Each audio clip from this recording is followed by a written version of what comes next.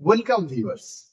You are watching Tube Science Educations, part of Tube Science Learning Academy. তো চলো আজকে তোমাদের প্রচুর রিকোয়েস্টে তোমাদের অনেক ক্যান্ডিডেট আমাকে হোয়াটসঅ্যাপে জানিয়েছো যে স্যার আমাদের একটা ফ্রি ক্লাস দিন যাতে আমরা প্রশ্নগুলোর মান বুঝতে পারি। আমি তোমাদের একটা কথা বলি, আমাদের যে টিউব সায়েন্স অফিসিয়াল আছে, টিউব সায়েন্স লার্নিং একাডেমি রয়েছে, সেখানে তোমাদের ইন্টারভিউর জন্য সেপারেট প্লেলিস্ট তৈরি করা আছে। যারা ফ্রি ক্লাসগুলো দেখতে চাও তারা দেখো, সেখানে প্রচুর প্রশ্ন নিয়ে আলোচনা করা হয়েছে, সেগুলো কিন্তু সবই তোমাদের কাজে লাগবে। যারা যারা পেড ব্যাচে রয়েছে আমি তাদেরকে বলি, তাদেরকে গোল্ডেন টাচ দিয়ে দেওয়া হয়েছে 20টা ক্লাসে। যারা যারা ক্লাসটা করছো তারা তারা জানো সেই 20টা ক্লাসের মাহাত্ম, কারণ সেগুলো খুব পরিশ্রমের ফসল আমি তোমাদের দিয়েছি এবং খুব নমিনিয়াল কস্টে দিয়েছি, এবং আমি ফোকাস করেছি যাতে তোমাদের কাছে লাগে। ঠিক আছে, তো চলো আজকে যারা যারা ফ্রি ক্লাস দেখছো, যারা পেড ব্যাচে রয়েছে তাদের জন্য, যারা নেই আমার ইউটিউবের ভিউয়ার্স প্রত্যেকের জন্য আজকে আমাদের এই ক্লাসটা। এবার এই ক্লাসে আজকে আমাদের মেন কনসেপ্ট কি জানো? এই যে এই প্রশ্নগুলো নিয়ে যে আলোচনা করব, এই প্রশ্নগুলো কাকে জিজ্ঞাসা করেছিল? হ্যাঁ, একটা ক্যান্ডিডেট, 2-3টে ক্যান্ডিডেটকে জিজ্ঞাসা করা প্রশ্ন আমরা একত্রীকরণ করেছি এবং সেই প্রশ্নটা আমরা হোয়াইট বোর্ডে লিখে তোমাদের সামনে রিপ্রেজেন্টেশন করবো। তার কারণ বোঝানোর ব্যাপার রয়েছে। ঠিক আছে, আমি এখানে কোশ্চেন টু কোশ্চেন বোঝাচ্ছি। আমরা পেড ব্যাচের ক্যান্ডিডেটদের জন্য সেপারেটলি একটা টপিক পড়িয়েছি। ঠিক আছে, তো চলো আজকে আমরা জানবো হচ্ছে inclusive education role of a teacher.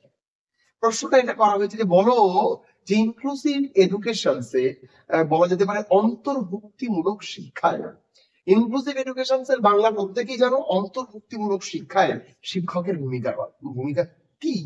তুমি এটা ভালো করে বুঝতে পারছো।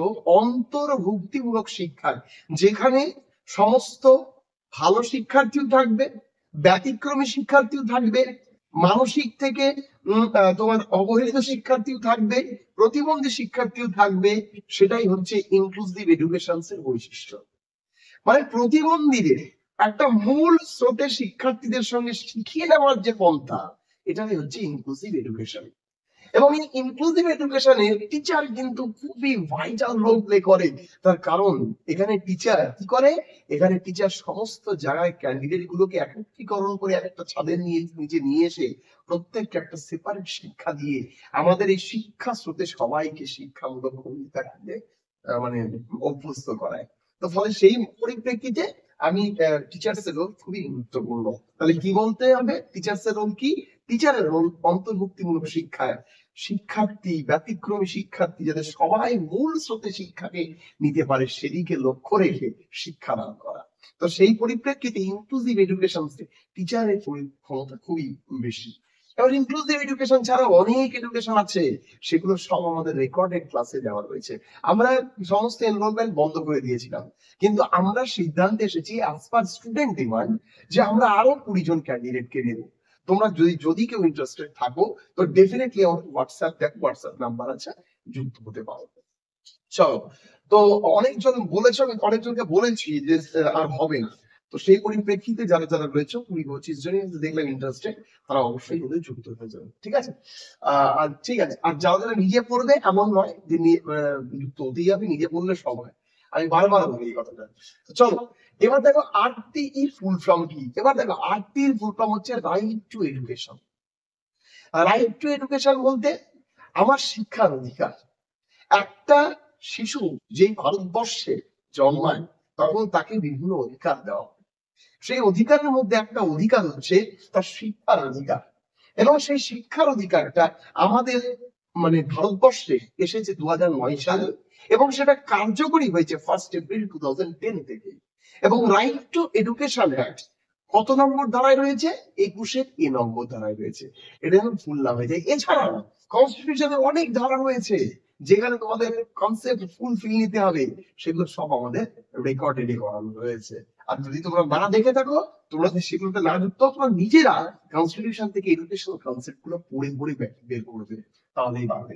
আচ্ছা, এবার যে right two education act, right two education is the important term in our primary education. বলছে ভাই কেন? দেখো, একটা শিক্ষা কখনো কাজ ছোটবেলা থেকেই দিতে হয়। ক্লাস নার্সারি, এলকেজি, ইউকেজি 1 2 3 4 এগুলো সবই কি বলো দেখি, এটা শিক্ষা স্রোত। তুমি কখনো একটা ক্যান্ডিডেটকে ডিরেক্ট ক্লাস 4 এ নিয়ে এসে ভর্তি করতে পারবে না, 5 এ ভর্তি, 7 এ ভর্তি করতে পারবে না। তার কারণ তার নিজ থেকে যে গঠনমূলক মানসিকতাটা সেটা কিন্তু প্রাইমারি এডুকেশন থেকেই উঠবে। ফলে শিক্ষা, শিক্ষিত করার যে টেন্ডেন্সি সেটা কিন্তু রুট লেভেল থেকে স্টার্ট করতে হয়। সেই জন্যই বলেছে প্রাইমারি এডুকেশনসে কিন্তু আর্টির অ্যাক্ট খুবই গুরুত্বপূর্ণ, ভালো করে মাথায় রাখবে। এবং এই অ্যাক্টের পরিপ্রেক্ষিতে বিএডটা কিন্তু আর বুঝতে পারছে না, তার কারণ এই অ্যাক্ট ভায়োলেশনস হচ্ছে, কারণ তাদের ডিগ্রি এবং তাদের অবজেক্টিভটা টোটালটাই আলাদা। ঠিক আছে, বলছে most important TLM for a student develop writing and thinking ability. বলছে কোন টিচিং লার্নিং ম্যাটেরিয়ালস, ভালো করে বুঝবে, কোন ম্যাটেরিয়ালস, টিচারের কোন materials for a student to develop writing and thinking ability. কোন টিচিং লার্নিং ম্যাটেরিয়াল বা শিক্ষাদান বা শিক্ষণ প্রদীপন কোনটি সবচেয়ে গুরুত্বপূর্ণ, যার জন্য সে লেখা শেখে এবং তার ভাবনা বিকশিত হয়। কি হতে পারে তোমরা কমেন্টে জানাবে, আমি তোমাদের উত্তর অপেক্ষায় রইলাম। ঠিক আছে, তো দেখো এটা কিন্তু ভাবতে হবে, ঠিক আছে, টেক্সট বুক বলে দিও না, ভাবতে হবে, না ভাবলে বলতে পারবে না। আচ্ছা, বেসিক ডিফারেন্স বিটুইন এসসিআরটি এবং এনসিআরটি। আচ্ছা, এসসিআরটি এনসিআরটি বুঝেছো, national council of educational research and training, আর state council for educational research and training, আর কিছু। তো দেখো এখানে বুঝতে পারছো যে এনসিটি হচ্ছে ন্যাশনাল লেভেলে আর এসসিআরটি হচ্ছে স্টেট লেভেলে। কি বলতে কি, স্টেট লেভেলে। দুটো কনসেপ্ট ভালো করে বুঝবে, এই যে তুমি এটা স্টেট লেভেলে, এটা হচ্ছে ন্যাশনাল লেভেলে। এবার কোনটা কে নেয়, কোনটা কে নেয়, দেখো স্টেট নিজস্ব রেসপেক্টে অনেক কিছু অ্যাপ্লিকেবল করতে পারে, তেমন আমাদের সেন্ট্রাল অনেক কিছু করতে পারে। এবং সেন্ট্রালের যদি আমরা এডুকেশনাল পলিসিতে মাধ্যমিক উঠে যাবে, কিন্তু এসসিআরটি তো সেটা তো মানেনি, এসসিআরটি বলে আমরা মাধ্যমিক চৌধুরী নেবই, তো সেই পরিপ্রেক্ষিতে চলছে। এবার চলো 5 নম্বরে যেটা রয়েছে সেটা হচ্ছে gestalt theory and speciality important of Kohler test. Kohler test ভালো করে বুঝবে, গেস্টাল্ট থিওরি সম্পর্কে তোমাদের জানতে হবে। আমি তো এক লাইন গেস্টাল্ট থিওরি রিলেটেড আমি 1 ঘন্টার একটা ক্লাস আছে। তো তাহলে গেস্টাল্ট থিওরি থেকে প্রচুর পরিমাণে প্রশ্ন হয়, তার কারণ গেস্টাল্ট কথার অর্থ কি বলো, অবয়ব। ভালো করে বুঝবে, গেস্টাল্ট থিওরি 3 জন মিলে করেছিল, কোহলবার, কাফকা, কোহলার। ভালো করে মানবে এই 3 জন, ঠিক আছে, নিয়ে হচ্ছে গেস্টাল্ট পদার্থ অয়ন, ভালো করে বুঝবে। তো এই রেসপেক্টে বলছে and speciality and importance of Kohler test. Kohler test কোনটা, সিম্পাঞ্জি পরীক্ষা, যেখানে বারবার সে ট্রাই করার ফলে শিখছে। তো বারবার বলছে যে অভ্যন্তরীণ পরিস্থিতি শিশুর এমন একটা জায়গায় গিয়ে দাঁড়াবে, সে নিজেই বারবার প্রচেষ্টা করবে এবং একটা সার্টেন সময় গিয়ে সে কিন্তু শিখবে। এটা কিন্তু কোহলার টেস্টের মূল কনসেপ্ট। এবার বলছে কি literate district of West Bengal. West বেঙ্গলের লিটারেট ডিস্ট্রিক্ট মানে পশ্চিমবঙ্গের সবচেয়ে শিক্ষিত কোনটা, সবাই জানো পূর্ব মেদিনীপুর। ঠিক আছে, এবার কেন সেটা জিজ্ঞাসা তোমাকে করবে না, কিন্তু জিজ্ঞাসা করেছে ইলিটারেট ডিস্ট্রিক্ট, মোট ইন্টারেস্ট রেট সবচেয়ে কম কোথায়, তাহলে সেটা যেমন দিনাজপুর, তাই না? তো সেই রেসপেক্টে কেন, কারণ অবশ্যই তুমি জানো সেখানে হয়তো এডুকেশনাল ইকুয়ালিটি নেই, ঠিক আছে, এখন শিক্ষা বৈষম্য বা এনভায়রনমেন্ট নেই, সেই জন্য ক্যান্ডিডেট এরকম সমস্যা হচ্ছে। ওয়ার্ক অফ জেপিডি, জেপিডি এর ফুল ফর্ম তোমাদের জানতে হবে, zone of proximal development. What is JPD, who describe JPD? তাহলে ভালো করে মাথায় রাখবে, জেপিডি হচ্ছে zone of proximal development. A student, একটা পরীক্ষার্থী যদি অন্য একটা শিক্ষকের সহায়তায় একটা নির্দিষ্ট কিছু অসফল জিনিস সফলতা অর্জন করে বা কৃতকার্যতা অর্জন করে, তাহলে JPD. Full form of CCE, what is CCE? CC means continuous comprehensive evaluations. এর উপরে গাদা বিচ্ছক তথ্য আমাদের রেকর্ডেড ক্লাসে রয়েছে, তোমরা ভালো করে দেখবে, নাহলে বুঝতে পারবে না। কন্টিনিউয়াস কম্প্রিহেন্সিভ ইভ্যালুয়েশনস বলতে দ্রুত গতিতে চলতে থাকবে, থামবো না, একটা সার্টেন সময় গিয়ে আমরা বারবার পরীক্ষা নেব এবং তার যত ভুল রয়েছে সেগুলোকে রেকটিফিকেশনস করব। ভালো করে বুঝবে। ডেফিনিশনস অফ আইডিয়াল টিচার, আইডিয়াল টিচারের ডেফিনিশনস কি, মানে আদর্শ টিচার ডেফিনেশনস কি? দেখো ডেফিনেশনস অফ আইডিয়াল টিচার অনেকজন অনেক কথা বলেছে, কিন্তু মাথায় রাখবে তার দায়িত্ব থাকবে, তার কর্তব্য থাকবে কি, যে আমি যেখানে কাজটা করছি সেখানে স্টুডেন্টকে যাতে আমি 100% আমার কি পরিশ্রমের সাহায্যে তাদের যদি শিক্ষিত করে তুলতে পারি বা তাদের শিক্ষা দান করতে পারি। দেখো আমি একটা কথা বলি, ডেফিনেশনস অফ আইডিয়াল টিচার এক একটা মানুষের এক এক রকম থাকা উচিত। এবং আমি একটা কথা বলবো, এটা কিন্তু অনেকজনকে জিজ্ঞাসা করেছে যে আদর্শ টিচারের কিন্তু বৈশিষ্ট্য কি, ফলে তোমরা তোমাদের মতো করে তৈরি করবে। What do you like and dislike about the current primary educational system বা education system? বর্তমান এডুকেশন সিস্টেমের মধ্যে কোনটা তুমি পছন্দ করো, কোনটা অপছন্দ করো? দেখো এই পরিপ্রেক্ষিতে আমি একটা কথা বলি, খুব সেন্সিটিভ ইস্যু, তুমি কিন্তু কখনো তোমার পলিটিক্যাল নলেজের মধ্যে মানে ঝাড়বে না, পরিষ্কার কথা। তার কারণ তুমি যদি তোমার আমি ইউটিউবে দাঁড়িয়ে আছি, আমি কখনো কোনো পার্টি বা পলিটিক্যাল এর ক্যাডার হয়ে কথা বলতে পারি না। তার কারণ আমি ভেতরে ভেতরে কি, বাইরে বাইরে কি, আলাদা ব্যাপার। ইউটিউবে যখন আমি নিরপেক্ষ, তাই না? তো তেমন তোমাকেও সেই জায়গায় নিরপেক্ষতা অর্জন করতে হবে।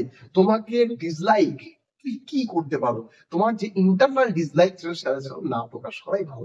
লাইক বলতে অবশ্যই বর্তমান এডুকেশনাল সিস্টেমে আমাদের বর্তমান সরকারের যে সমস্ত পদক্ষেপ গুলো সবই বাহবাযোগ্য, সব বাহবা পায়। এবং ক্যান্ডিডেটের বলা যেতে পারে ইউনিফর্ম থেকে শুরু করে খাদ্য, মিড ডে মিল সিস্টেম থেকে শুরু করে সমস্ত রকমের যে সুযোগ সুবিধাগুলো, সেগুলো ছোটবেলা ছোট ছোট শিশুরা যে ফ্রি অফ কস্ট পাচ্ছে, এটা সত্যি আমাদের সরকারকে বাহবা দিতে হয়। তো সেটা আমার অবশ্যই একটা পছন্দের দিক বা ডিসলাইকের দিক যে তুমি বলতে পারো যে মিড ডে মিল সিস্টেম অনেক সময় পড়াশোনার ক্ষেত্রে একটা হানিকারক পদক্ষেপ হয়ে দাঁড়াচ্ছে, এটা রেসপেক্ট করতে পারো।